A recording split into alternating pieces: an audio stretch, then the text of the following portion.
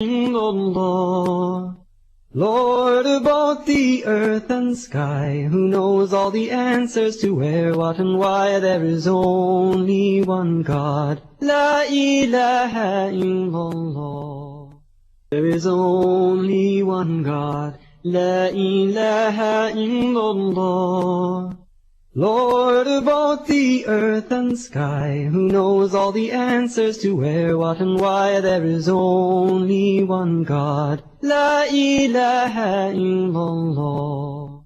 Assalamu alaikum wa rahmatullahi wa barakatuh. Brothers and sisters in Islam, welcome back to the best of stories from the Quran. And we're talking about that interesting story. It's really interesting. It will help you understand a whole lot about your religion, about your deen. When Allah subhanahu wa ta'ala commanded Satan to bow down to Adam, what did Satan say? I am better. I am. This is what we call arrogance, brothers and sisters in Islam. Who are you? But what Allah subhanahu wa ta'ala made you. A person who is arrogant, he is hated by Allah subhanahu wa ta'ala. Allah does not like the Inna Allah la yuhibbul mustakbirin.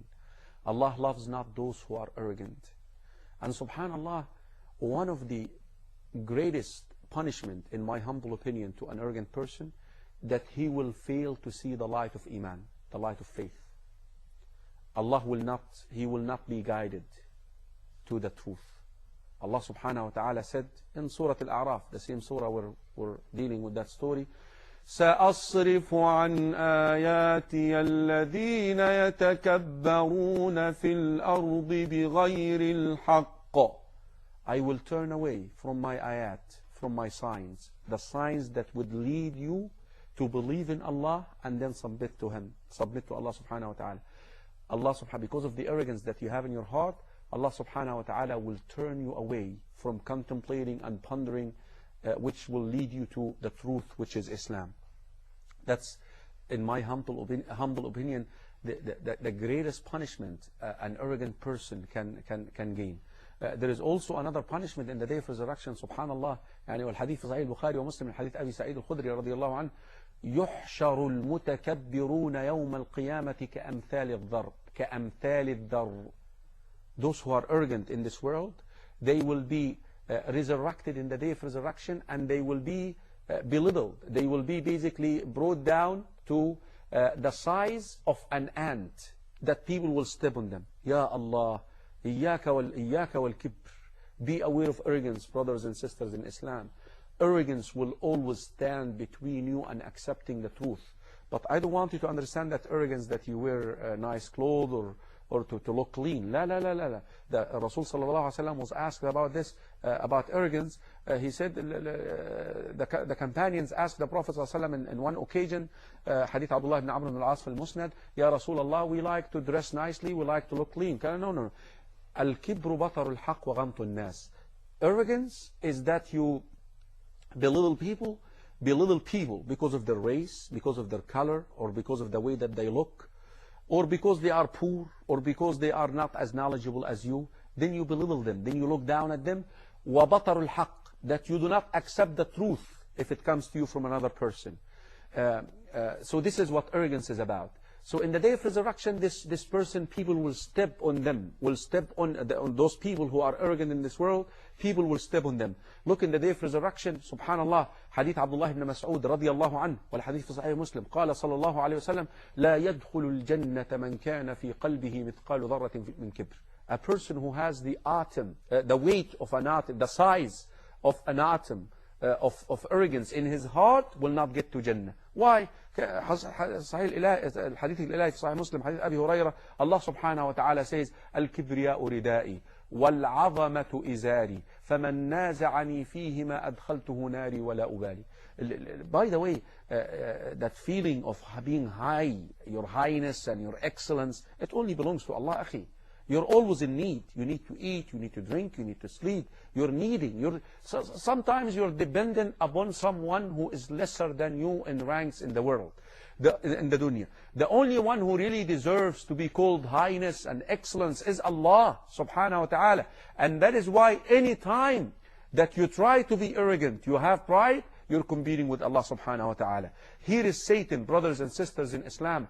His arrogance. And look at the verb that Allah subhanahu wa ta'ala used in the verse. ما منعك. What prevented you? You see, arrogance can be a trait, malaka, in the nafs, in your nafs. Remember we talked about the first enemy, the last episode, that it will prevent you from prostrating. ما منعك. And subhanAllah, there is a beautiful hadith, والحديث في المسند, that any time that we recite the Quran and then we meet a sajda, and we recite a verse of a sajda, one of the verses of the sajda in the Quran, what shaitan does? Shaitan takes sand and put it in his head. Ya waylata, woe to me! I was commanded to prostrate and I did not. And here is the son of Adam, because he's reading a verse in the Quran that commands him to prostrate, and he's doing it. So arrogance, brothers and sisters in Islam, was the one thing that stopped Satan from prostrating to Adam alayhi salam. Brothers and sisters in Islam, I want to close this episode with a very important message. You know what it is? What did Satan here do? He disobeyed the command of Allah subhanahu wa ta'ala. Because a lot of Muslims these days, they understand that being a Muslim is that you believe that Allah is the creator, Allah is the sustainer, Allah is the provider, Allah is the one who guides and misguides, Allah is the one who benefits and harms, Allah is the one who...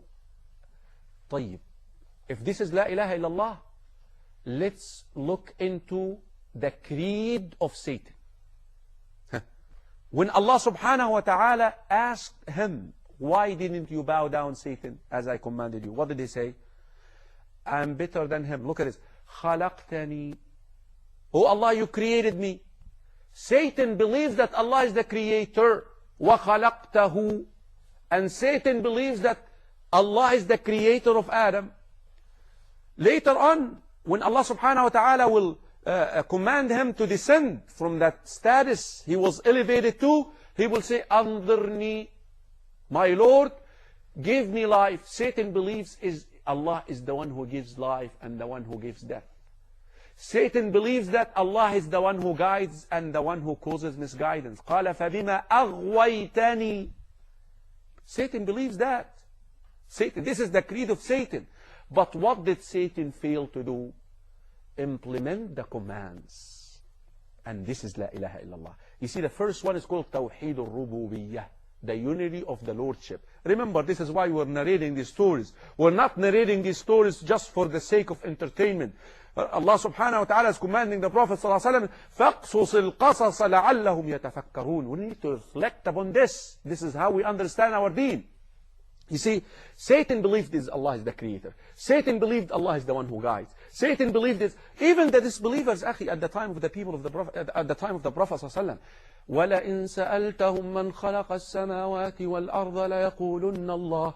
If you ask them who created the heavens and the earth, they will say Allah. وَلَئِن سَأَلْتَهُمْ مَنْ خَلَقَهُمْ لَيَقُولُنَّ اللَّهِ. We're talking about Abu Jahl, Abu Lahab, Utbah, Shayba, and all of those. They believe that. But what did they fail to do, brothers and sisters in Islam? They failed to say, سَمِعْنَا وَأَطَعْنَا. We hear and we obey. Satan, in order for him to implement the covenant of servitude, he must have prostrated like the angels. How many Muslims are doing this? Brother, pray? You know what? I don't feel like praying. Satan, why? Huh? Yeah, the people in the past, 1400 years ago, they had more time and we're busy now. We're busy now. Satan. That's the analogy of Satan. Rejecting the commands. You know, the people of fiqh, they say what? لا اجتهاد مع النص. Satan had a command to prostrate to Adam as a way of obeying Allah subhanahu wa ta'ala. He did what? He did analogy. He did ijtihad. But he has a text. There are a lot of texts. Praying 5 times a day. A lot of Muslims are not praying 5 times a day. And once you ask them, they come with excuses. Look at Satan. Why didn't you bow down? I'm better than him. Sister, the hijab is in the Quran. Let me think about it. Satan. Right? That's the analogy. That's the attitude of Satan. That's the work of Satan right there. Finding people in the Muslim world now, and I say this with grief, rejecting the commands of Allah subhanahu wa ta'ala, using the aql, using the analogy. That is the work of Satan. That is the attitude of Satan. Be aware of Satan and the analogy and the madhab, the way of Satan, brothers and sisters in Islam. Brothers and sisters in Islam, after Allah subhanahu wa ta'ala asked Satan, why you did not bow down to Adam as I commanded you? He said, I am better. I am better. I am better than him. You created him from clay and you created me from fire. Here is the command. Allah subhanahu wa ta'ala told him, ihbit. You see, servitude, obedience to Allah subhanahu wa ta'ala elevated Satan. Now disobedience, go down to earth. He was brought down to earth. And you are rejected and disgraced and all of this. He begged, oh Allah, anzirni, give me the respite, give me some time. I want to prove to you, oh Allah, that Adam and his offspring, they do not deserve that rank, that level, that status that you've given to them. Give me a chance, oh Allah. And Satan started revealing his plan of deception to Adam and his offspring. To find out that plan and the agenda of Satan, don't miss the next episode of the best of stories of the Quran. Till then, Assalamu alaikum wa rahmatullahi wa barakatuh. There is only one God, La ilaha illallah.